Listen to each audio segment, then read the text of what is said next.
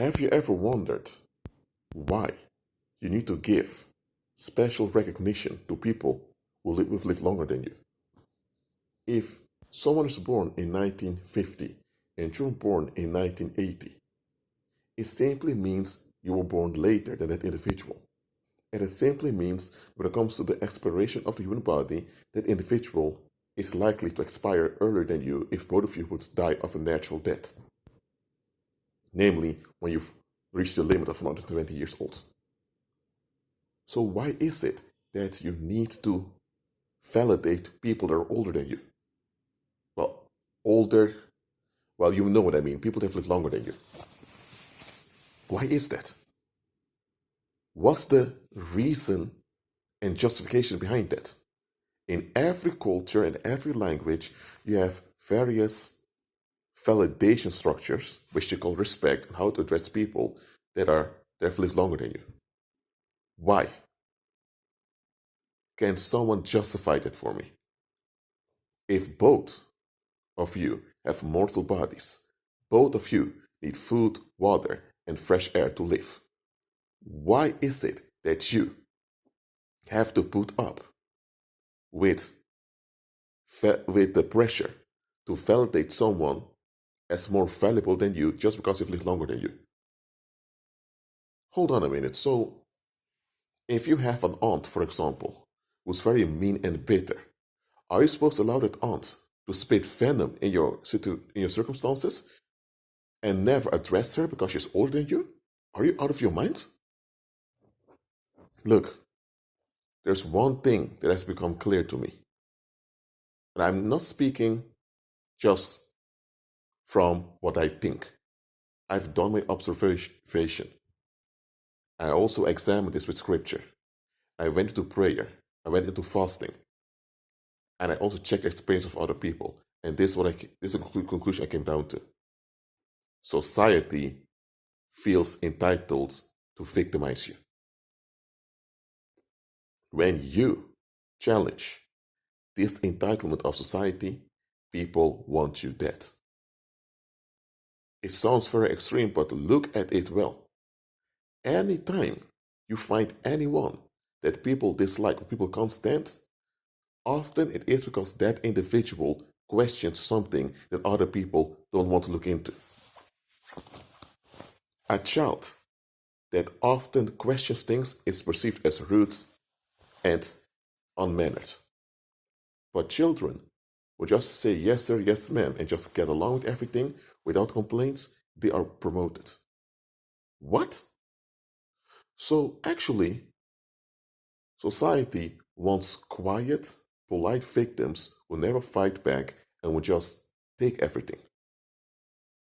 And never blames the group for the neglect of the group. That's what society wants. Anytime you show any type of value to yourself, this automatically means that you demand others to value you too. And the moment you do that, people will tell you, nobody owes you anything. The world doesn't owe you anything. Or the world doesn't revolve around you. Suddenly, they remind you that you're not important. But hold on a minute. So if you're not important, then why are they so obsessed with demanding you to validate them? You see how weird this is? But this is a construct most people adapt to. They think by adapting to society that they'll be doing something great, something noble. I'm telling you, it's not. Society feels entitled to victimize you. And this entitlement is expressed in national flags and national symbols. If you are born in Mexico or you're born in Venezuela, those are two Spanish-speaking administrations, both derived from the former Spanish Empire. During the day, you had the Spanish Empire, with the Spanish flag posted both in Mexico and in Venezuela. And it was the Spanish government that was entitled by the world. Now, they didn't have this entitlement naturally, but this entitlement was granted them by the world to violate both the people in Mexico and the people in Venezuela. After their so-called independence from Spain, in what became the Republic of Venezuela, it was now the Venezuelan government that was entitled to victimize the people that lived in that territory. The same with what became the Republic of Mexico. So they just changed the flags, but the same worldly pattern is continuing. Worldlings want to victimize and get away with it. They want victims to escalate upon without having to face consequences. And that's why worldlings tolerate cults to oppress them. Because when they are oppressed, they can always blame the oppressor for what they do. That's why worldlings put up with those governments out there who are treating them like trash. Why is it that everywhere you go in the world, you will see that people are unhappy with their governments? But if that's the case, why aren't people rising up, standing up, and shutting down those governments? They could do it easily. Why don't they do it? It's because they themselves have to have the sadistic desire to exploit. But if they would go out and exploit openly, they would be to blame openly also. So they want to be exploited by some demonic strongholds, so that when they end up exploiting, they can say, well, that's all I knew, or that government made us do it, or whatever. They want to have an abuser above them, so that when they abuse, they can then say that the only reason they abused was because they were raised by an abuser or because they had no choice. They want to have an abuser above them as an excuse for their own abuse. That is the issue with fallen mankind. So when the government of an area goes too far, it's the public that allows the government to go too far. So, fallen mankind craves to exploit and victimize without consequences. And anytime you question this entitlement, even if when you were a child, you already knew there would be trouble. So don't be deceived. Anyone out there who has things going smoothly for them, how come they don't have people seeking to victimize them? It is because they have a paranormal cover if they're not born again. And because the paranormal cover, the demons cover them. And that's why nothing bad happens to them. Or if they are a believer, then they have the power of the Spirit protecting them. Nobody here on earth can achieve anything without facing retaliation by the masses. Fallen mankind is quite diabolic. Fallen mankind insists on you being miserable on their terms. If you refuse that, then you have to die. That's why fallen mankind is obsessed with the idea of knowing someone. When people don't know you, they tend to pretend like you don't exist. What is this obsession with knowing people?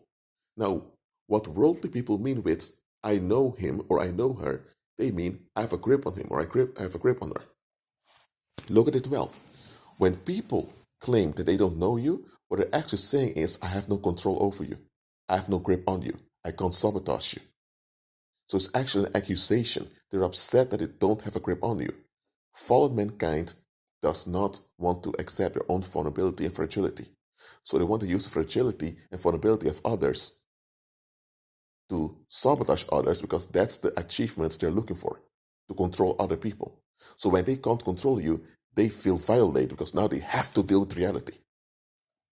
So knowing someone in the world simply means you have a grip on them, you can sabotage them. And look at this well, when the world cannot violate you, when they can't sabotage you, they become determined to exterminate you. That's what it is. So if you see any public figure out there, whether on YouTube or in the mainstream media or just in politics, wherever, whoever becomes big in the world anywhere, there is some type of sabotage the masses have on them. Because if the masses don't have anything on you, you will never become big in the world. Those that became born again and walk by faith, they are able to bypass the restrictions of the world. But by doing so, they've also faced a lot of retaliation. So anyone in the world, whether they are a believer or unbeliever, when they achieve something or they gain significant influence, they will face retaliation. The public wants something on you to sabotage you. They want something on you that they can use as an excuse to victimize you. If they don't have that, or if you don't give them a reason, you are in trouble. Some people out there are only celebrated because the masses can easily turn on them when they want. You can have two singers, both sing very well, but one is praised, the other is ignored. The one that's praised is the one the masses have something on, because that singer is very insecure. That singer relies on the masses giving him praise. So people feel that people feel in control of this individual. That's why they praise him so much. But the other guy is very confident. He doesn't need the approval of others. And that's why when he sings, people tend to take offense. Why? Because they don't get any narcissistic supply out of him. So I'm telling you, anyone out there who's big in the world or who has a name or some type of influence, beware. They have people who want to victimize them. And it's only because of either paranormal aid or because of supernatural protection that they are still walking around. That's how simple it goes in the world. When you are someone, the world wants to undo you. The world wants to decide if you're someone, and you have to be someone on their terms. Namely, you need to be submitted to their violence. When the world can violate you, they'll seek to exterminate you. That's how those people are. That's how fallen mankind is.